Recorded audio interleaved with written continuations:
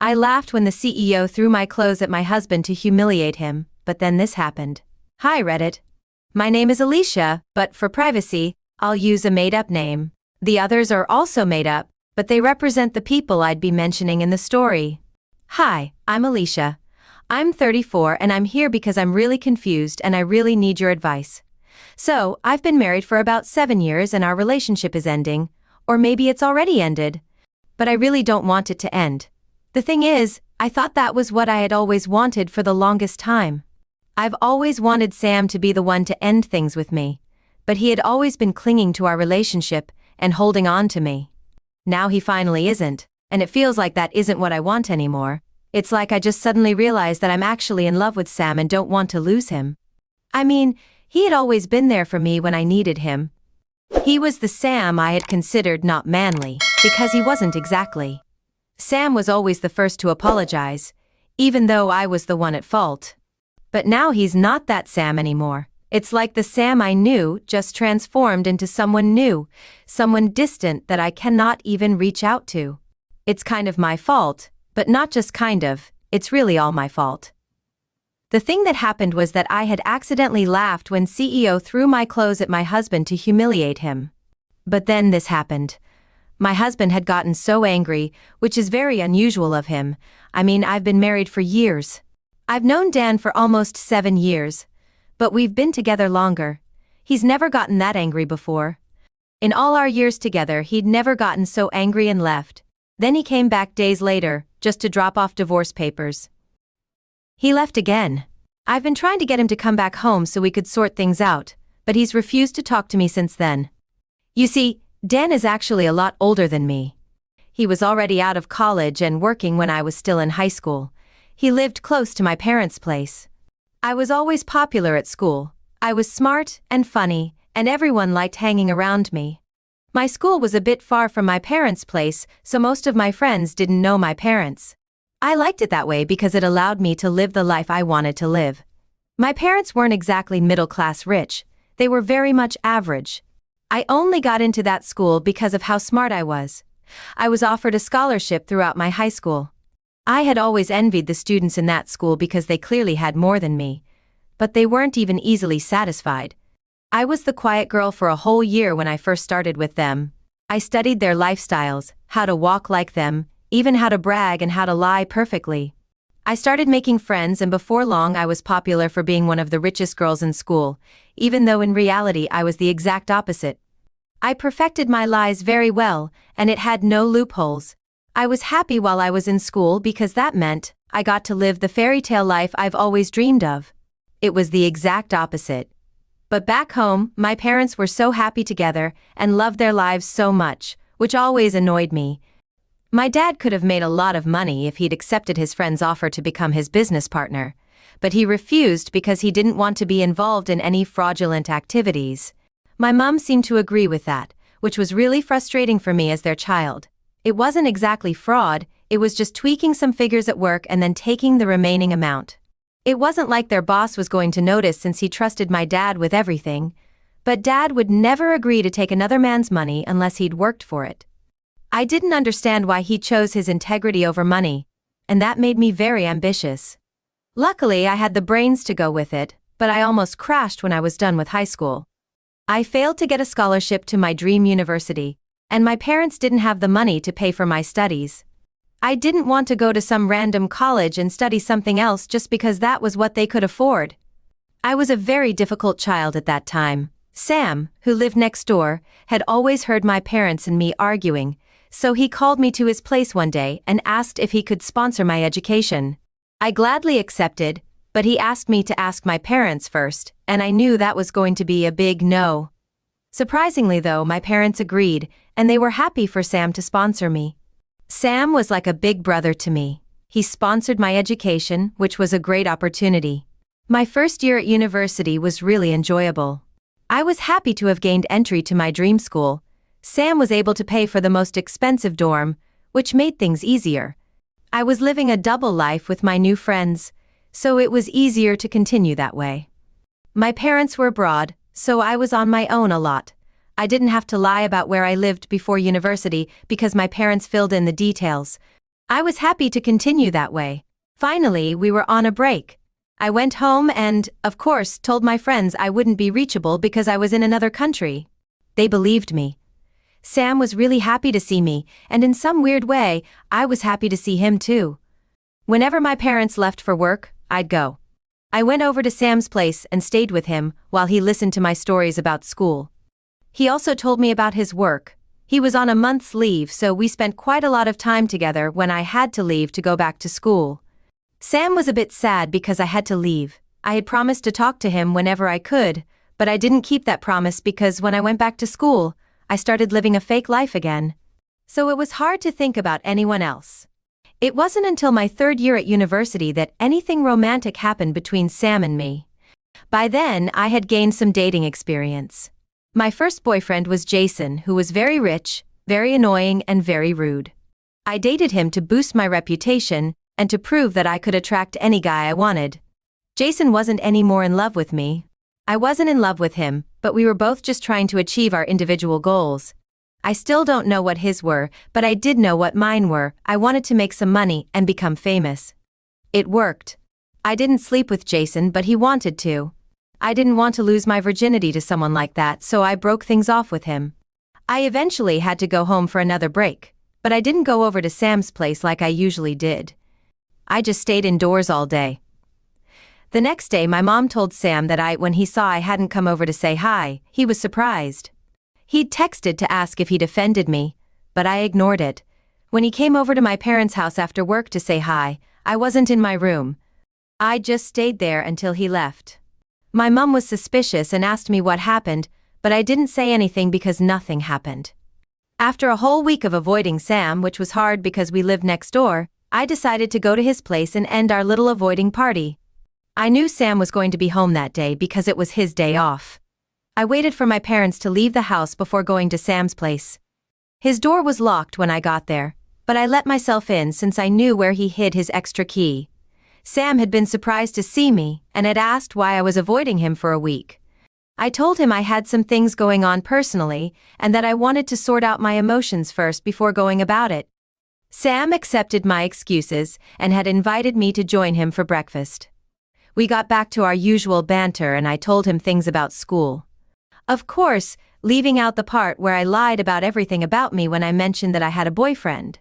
I noticed the change in Sam's mood, and it was then that I realized that Sam actually had feelings for me. He had never brought home a girlfriend despite the fact that he lived alone.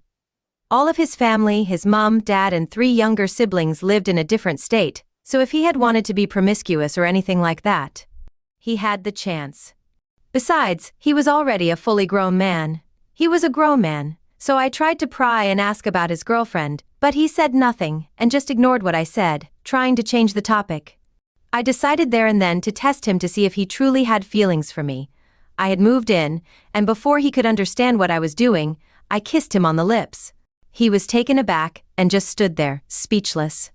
I smiled because it confirmed what I thought. He had feelings for me. If he really saw me as his sister, as my mom thought, he would have scolded me. Sam and I just fell into a relationship, but I guess I really took him for granted. I guess I did take Sam for granted. I didn't respond to his texts or calls and only called him when I was less busy. Even though I was playing around with our relationship, Sam still loved me. 6 months after I graduated, Sam asked me to marry him. I accepted his proposal on the condition that we moved to another new place. He agreed, and we got married back home. Sam bought a house with his savings in another town, 6 hours away from where we stayed before. We moved there, and things weren't exactly the same as they were before. We relocated and things weren't quite the same as they were before. Sam had to quit his job so we could move and get another one that wasn't as good as the previous one he had. We also had to buy a lot of things for our new house. I apologize. I meant Sam had to. I didn't contribute. Once we had everything we needed to start our new lives and blend into society, we were left with very little. Sam had to take out a loan to cover other expenses, so he was paying back that loan with half of his salary. I wasn't happy just sitting around doing nothing, especially because every day was the same old routine, and I was getting bored with it. Sam went to work, so I cleaned the house and did the other basic chores, then cooked dinner and waited for him to get home before we ate. He'd tell me about his day, and whenever he asked about mine, I didn't really have anything to talk about. Eventually I started pestering Sam about getting a job and he agreed, but everywhere I went, they wanted someone with experience, and I didn't have that because I was literally fresh out of school. I looked for a job unsuccessfully for a whole year and was really frustrated. I used that against Sam a lot during that period. He didn't mind that I was being unfair though. He would still apologize despite knowing I was the one at fault. Instead of making me feel guilty, it made me angry. I thought then that he was just trying to make me into a bad person. Finally, I got a job. He told me that his boss wanted to hire a new secretary because he'd fired the old one for being inefficient. He said that he would have let me apply for the job, but he'd always known the boss to be a bit of a bully. He was a bit of a tough character with an aggressive streak. He didn't want me getting yelled at all the time in the office and being unable to do anything about it. I agreed with him then, but I went behind his back to apply for the job and I was invited for an interview. I still didn't tell Sam about it until he saw me sitting amongst the job seekers waiting to be interviewed. He was pretty shocked, but I didn't want to jinx my interview, so I turned and pretended like I didn't. I got interviewed later and went home hoping I got the job because many people with different experiences applied for the position. Sam had gotten home and asked why I had gone behind his back to apply for the job he had clearly told me he didn't want me doing. I told him I wasn't sure I was going to get the job that I just applied for, even though I was literally jobless. Sam didn't say anything about it again. I was called up 2 weeks later that I got the job and I was really happy. But Sam wasn't pleased, and he tried to say so. I got angry and accused him of not wanting me to be happy. Before long, Sam gave up and let me do it. I didn't do anything else, and luckily for me, the boss had to travel out of the country to set up another branch, so he was gone for about 4 years. There were no complaints about my work. I promised Sam that I wouldn't let anyone at work know that we were married, especially the bosses. Eventually, some of our colleagues found out, but they were willing to keep the secret for us so that the executives in the company didn't find out. One time, my friends from school called me to come over to their place for a birthday party for a friend of ours, Cindy. I made up some lies about my husband being on a work trip and that I was accompanying him, so I couldn't go. That was the real reason I didn't want to go. I didn't go because I knew I'd have to tell Sam the truth, and he might want to come along because he's always wanted to know my friends from school. I couldn't have that, so I lied and avoided going to the party. Seeing their post on social media about the party made me kind of wistful. I started to feel uncomfortable with my lifestyle, paying off debts, and never having enough money to buy new clothes, particularly designer clothes. I wasn't happy with my life anymore because I've always wanted more. Even as a kid, I wanted more. So, our CEO came back after 4 years. Sam was worried because of me. He didn't want the boss to yell at me. I told him it was nothing and that I was probably going to do better than the former secretary. I was smart, so for a whole month after the CEO came back, I was very professional and definitely good at my job. It was when the CEO started to notice me that I was promoted. We had a project we were working on and it took days to complete, so I was usually home at very late hours and left very early, even before Sam. Sam tried to complain about the long work hours, but I ignored him because I got a big bonus at the end of the month. I had to go into the CEO's office to inform him because I thought of it first as a mistake, and he told me. I wasn't told it was because I did such good work. I didn't tell Sam about the bonus because I wanted to keep the money for myself. I knew that Sam would never take the money from me and would even suggest I keep it for myself because I deserved it. But I just wanted to keep it to myself. 3 months went by and the CEO had to go back to the company he had established so he could sort out some issues that needed him, and he told me that I was going with him. I couldn't say no. He was the boss, and besides, he didn't even know I was married, so there was no good excuse for not going. Then again, I started to think it was a good idea because I'd get to travel a lot, like I'd always liked, and I'd also lied to Sam about it. He hadn't been too happy to hear it, especially because I didn't even know when I'd be back. Especially since the B-boss had gone and spent 4 years before he told. I told the CEO that I was actually married and that my husband didn't approve of my traveling, but I didn't want to. We argued about it. Sam tried several times to persuade me not to go until the night before I actually had to travel, and he brought it up again. I was so upset with him that I slept in the guest room and woke up earlier than usual. I got ready for the trip and left before he even had the chance to try and make things right between us. Sam left me. I got a few texts but didn't reply to any of them. I went on the trip with my boss. I'd booked a suite for the CEO at one of the country's top hotels.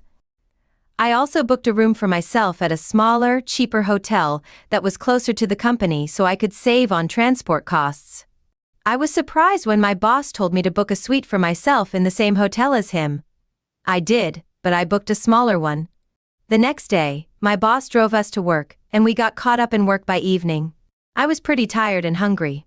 I had been hoping to go up to my room and just order something to eat and sleep, but the CEO had taken us to an expensive restaurant. I had never been to a restaurant as expensive as that. It was like dining like royalty, and it was everything that I had imagined and more. I was really excited. I took some pictures of the food and the place when the CEO wasn't looking. After dinner, we went back to our rooms at the hotel. I had a good night's sleep. Everything about the room was so appealing. In a week, we'd finished what we came for, but we still stayed. I didn't know why, but I didn't mind because he was my boss. The CEO took me on a tour of the city we were in. It was really beautiful. We felt like royalty and then went back to our rooms. That was our routine every day. I thought it was incredible because I was finally living the life I'd only ever fantasized about. It felt amazing. That was until I was walking through the hotel lobby and heard two staff members gossiping about my boss and me. They thought we were involved, but the separate rooms were just confusing. That's when the idea first came to me. By that point, I wasn't really paying attention to Sam. He was the least of my priorities. He usually called, but I made excuses about being tired or busy with work. When we did speak, it was short and not the usual conversation you'd expect from a married couple. After the gossip I stumbled upon, I started to imagine what it would be like if the CEO and I were together. It meant that I wouldn't even have to lie to my friends anymore, and I'd get the luxurious lifestyle I've always wanted. After a month of staying there, we went to a party where the CEO was invited as a +1. He took me with him and gave me his card so I could shop for the I picked out a dress that I thought would be perfect. I found the most expensive dress I could find, along with matching heels and a purse to go with it. I even got matching earrings and a necklace to complete the look. I felt like Cinderella with a godmother, except in this case the godmother was my boss. We went to the party and people thought I was his girlfriend. The CEO didn't correct that, which surprised me. I was nervous throughout the party because most of the people there were very important people that I'd never dreamt of meeting, but despite that, I still enjoyed the evening. I ate different things that I don't even remember the names of, but all I remember is that they came in different shapes and sizes. I had 2 glasses of champagne before the CEO asked me to dance. When we had finished dancing, I had another glass of champagne. I was in such a rush that it made me feel slightly dizzy. I drank the champagne so quickly because when the CEO and I had been dancing, the chemistry between us was just something else. We had almost kissed, if not for the music stopping at that moment before it changed to another. That was enough to jolt us back to our senses when we got to the hotel and went to our respective rooms. I heard a knock, and thinking it was room service, I opened the door. It was the CEO. He told me that he didn't want to be alone that night. We chatted late into the night, which was surprising because I didn't know the CEO could talk and flirt like that. We ended up sharing a kiss, which we hadn't done at the party. We did more than just kiss that night, we had sex. It was nothing like what I'd had with Sam and pretty disappointing, but I didn't show him that. I pretended it was the best. He was really pleased that he'd been able to satisfy me. He even ordered flowers and a pair of diamond earrings to be sent up to my room the next day. Honestly, seeing the gift reminded me that I was married, and I felt really guilty, but I just wanted to keep the gifts because they were expensive and sparkly. Sam called me that morning, but I ignored his calls, not because of my guilt. We stayed for another 3 weeks, and it was filled with gifts from the CEO. After each time we had sex, he'd get me gifts.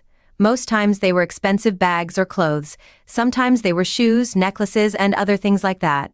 Those were things I could only ever dream of owning. I was really happy with them. I was really happy with the gifts, but when it was time to go back, I remembered my husband and how we lived in the same house. He would find out about the clothes, bags, shoes, and jewelry sooner or later, so I had to think of something to tell him. I arranged for my box to be brought in after I had gone. I had intended to lie and say that a friend sent it over as gifts for me when I got home. Sam hadn't been very happy with me. I ignored most of his messages and calls, and also the picture of my almost kiss with the CEO made headlines in an article. I got a bit sidetracked and told a little white lie about the cameraman manipulating the picture from his angle, which made it look like something else. Sam was a bit reluctant at first, but he did believe me. I told him about my friend who wanted to send me some accessories the next day, and that she was only sending them because I called and told her I was already home. Sam looked like he wanted to say something, but he changed his mind and said nothing. He just stepped out and didn't come back to the house until very late. That evening, the CEO and I continued our affair, but I tried to hide it from Sam, especially since we worked in the same company and lived together. It was kind of difficult though because of the luxurious gifts the CEO was sending me. Sam for a while stopped asking about the gifts I was getting and ignored them. Well, the truth cannot stay hidden for long, and eventually my truth came out. It turned out very ugly. So, one very hot afternoon while I was at home on my day off, I was just relaxing and trying to do. I also did some housework and decided to cook Sam dinner because it had been so long since I'd done so. I wanted to make him happy, and thought that cooking him nice meals and listening to his work stories like I did in the past would probably help us get past the new stumbling block that seemed to define our marriage. But as I was washing the clothes, I heard a knock and went to check the door. I was shocked when I saw the CEO right in front of my house, where I lived with Sam. Sam, his employee, my husband. When I opened the door, he came in and looked around the house like it was some piece of trash.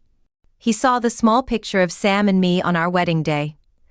I suddenly got sweaty and tried to explain why I hadn't told him about my marriage. He just laughed and told me he'd always known about my marriage. He said he didn't have the habit of employing people without checking their background first. I was shocked. He'd known all this time and had still been sleeping with me. I asked him why he'd had an affair with me if he'd always known I was married. He said that I hadn't rejected his advances when he made them at that moment. I felt ashamed and couldn't say anything else because I knew he was telling the truth. He moved around the house, picked up the picture, looked at it, and then dropped it, splintering the surface a bit. Then he moved over to the washing machine that was still off, picked some of the clothes in the basket and asked me if they were part of the ones I was caught off guard. I shook my head to say no. He kept talking about how he knew my husband wasn't enough for me, how tempting he knew his money was to me, and how I kept sleeping with him while still married. I felt insulted, but I knew he was telling the truth, and there was no way I could defend myself, so I just stood there while he insulted me. I hadn't even known that Sam had walked in at that point because I was backing the door, and when the CEO had walked in, I had forgotten to close the door. The CEO, upon seeing Sam, he started off by smiling and chatting about our trip abroad, how he'd seduced me, and then it was when Sam had walked further into the house that I noticed him. I started to panic and tried to explain the situation, but it was clear the two men weren't listening to me. I'd never seen Sam so angry before. He looked so murderous at that moment, and he'd asked the CEO to leave, but the CEO clearly had other plans and stayed where he was, recounting our sexual relationship to Sam, telling him how he couldn't obviously meet my needs and I had. I looked elsewhere, as the gold digger that I was. He picked up the clothes by the washer again, but this time, instead of looking at them as he did before, he threw them at my husband. He was clearly trying to humiliate him even more. He told him that he couldn't even buy me expensive dresses. I laughed. I was so panicking that when the CEO threw the clothes at Sam, I started laughing hysterically. I knew somehow that I was doomed, but Sam looked at me, and then he left the house. The CEO left after he did, telling me he didn't want to see me at his office either because he was firing me because he had no need for me anymore. It's been a week and the only time Sam came back to the house was to drop off the divorce papers. I've called and texted him several times, but Sam hasn't replied. I really want to get Sam back. I don't want to lose him. Guys, please, what do I do? Hello Reddit, it's been a very difficult month. I've been trolled so much that I can't even step outside. I'm afraid of being recognized, even though I haven't shared much personal information here. The insults from you guys have had a terrible effect on my mental health. I feel like you guys only have to know me physically to come and harm me. The crazy thing about this whole situation is that I have absolutely no one to talk to. When my parents heard everything I did to Sam, they wanted absolutely nothing to do with me. I thought it was impossible to disown your only child, but guess what? My parents did it, and they're sticking to it, even though my soft-hearted mom thought I had gone too far. I'm so upset and so angry at myself. My mom, who is usually very kind, thought I had gone too far. I'm really upset and angry at myself. Over the past month, I've been thinking a lot about what I've done, and I realize that I've been a terrible wife to Sam. I've never been there for him, even though he's always been there for me. I've nagged and hated him, insulted and degraded him, made him feel small. I've made him feel like I was wrong. The truth is actually the opposite. I should have been grateful to have him. I should have adored him and loved him. I should have loved him like there was nobody else on earth to love. Nobody on earth can even love me. I have wounded Sam with my words. I've caused him mental scars with my actions, and I'll have to live with the consequences for a long time to come. All the expensive dresses, bags, and shoes I bought are meaningless now. They upset me so much and remind me of how I behaved. I've burned some of them and sold the rest at a loss. I sold the rest at very cheap prices just to get them off my hands. Everything I have ever had was a lie. I got friends from lying. I got a job from lying too. Sam was the only real thing in my life, and it's funny how the only real thing in my life I still couldn't keep. I feel like the worst person on earth. I know now that if I were married to myself, I may not have stayed in the marriage as long as Sam did. He was the perfect man for me. He loved me despite my flaws, but I was still brave enough to treat him so poorly that I ended up breaking him. I don't even know how to put the pieces back together. I've lost him. I've lost Sam forever. I know a lot of people who they lose something and want to get it back, but I dare not even wish because I was the one who pushed Sam to the point of no return. Now there's no way for me to redeem myself. I'm lost. I'm drowning in the world of darkness. I put myself in this situation, and there's no one to pull me out. Sam is not here to pull me back out. Hello Reddit, this is my last post here. I just wanted to say that I feel really lucky that I'm not in your shoes right now. I know you think I'm stupid and bad, and I wish you were in my situation. But I'm in it, and there's no getting out of it. Here's some advice. Don't ever be in my shoes. Thanks, and goodbye.